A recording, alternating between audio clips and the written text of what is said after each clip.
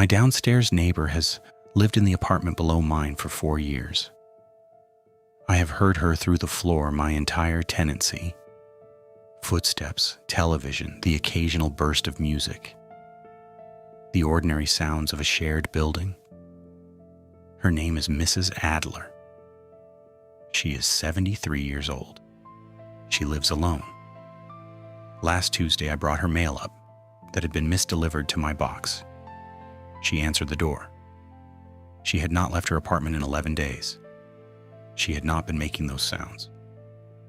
I moved into apartment 4B 14 months ago, the 4th floor of a 6-story residential building. A 1-bedroom with good light and a working fireplace that I use in winter. The building is older. The floors between units are not well insulated, and sound travels with the intimacy of a family home. From my first week, I grew accustomed to the sounds from 3B below. Footsteps. 2 distinct patterns I noticed, though I never thought to question this. One slow and shuffling, consistent with an older woman moving carefully around her space. One quicker, lighter, in a different rhythm. I assumed a visitor, a family member. Not my business. Mrs. Adler and I had a neighborly relationship, elevator greetings, a brief conversation at the mailboxes each week. The occasional plate of food exchanged at holidays. She was precise and private and very sharp, with small dark eyes and the kind of bone structure that ages handsomely. She mentioned a daughter in another city. She did not mention any regular visitors. I had never seen anyone entering or leaving 3B besides Mrs. Adler herself. The Tuesday in question was mild, a late afternoon in early autumn.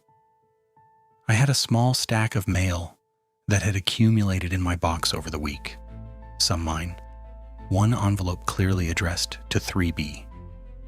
I took the elevator down and knocked. Mrs. Adler answered after a longer wait than usual.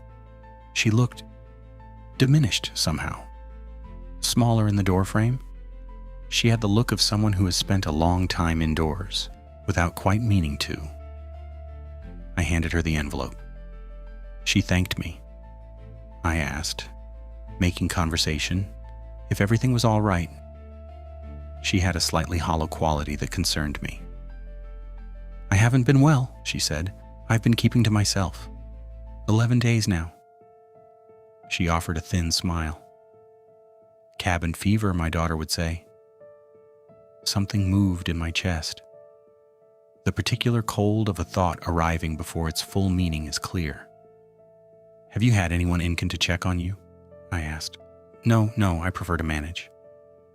My daughter calls every day. She paused. It's been very quiet. I said good evening. I took the elevator back to 4B. I stood in the center of my apartment.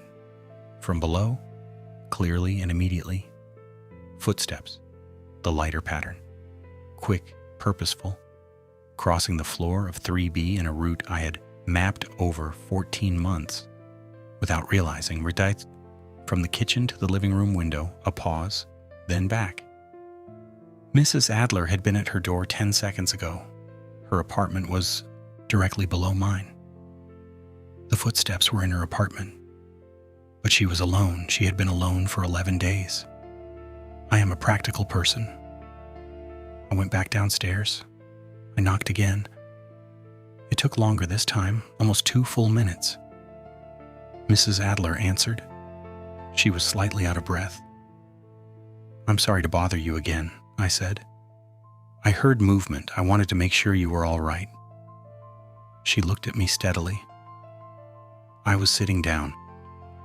I haven't moved. I looked past her into the apartment. From my angle, I could see the living room, the sofa, the television stand, the small table by the window with the chair pulled out, as if recently vacated. Is there someone else here? I asked directly. A pause, then. No, there is no one here. She held my gaze. There has been no one here for 11 days. The way she said it, not casual, deliberate, almost instructional, as if she was telling me something she needed me to know precisely. Not that she had no visitors, but that whatever I was hearing was not a person she had invited. "Mrs. Adler," I said carefully, "how long have the sounds been happening?" Another pause. Longer. "They started a week ago," she said. "I told myself. Old building, pipes, the floor settling." Her small dark eyes were very steady. "But you can hear them too, can't you?" It was not a question. I sat with her for 2 hours that evening. She made tea. We did not discuss what was moving through her apartment. We discussed her daughter, the building, the neighborhood. But the sounds continued at intervals throughout the evening. The lighter footsteps, patient and purposeful, moving through the space below us.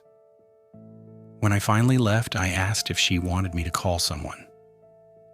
"Who would you call?" she said. I didn't have an answer. The sounds have not stopped. Every day through my floor, the same pattern. Kitchen to window, pause, back. The rhythm of someone waiting, someone settled in. I called her daughter last week. She is coming to visit. Don't know what she'll find. I don't know what any of us will find. But Mrs. Adler told me something as I was leaving that last evening, said quietly, almost to herself. My husband used to pace like that. When he was worried about something. Kitchen to window, always. Her husband died 6 years ago. Before she moved to this apartment, he's never been here. Or that's what I thought. Tell us where you are watching from right now. Comment your location and drop a bell if you are already subscribed to Neurofear HQ. If you are not subscribed, fix that immediately.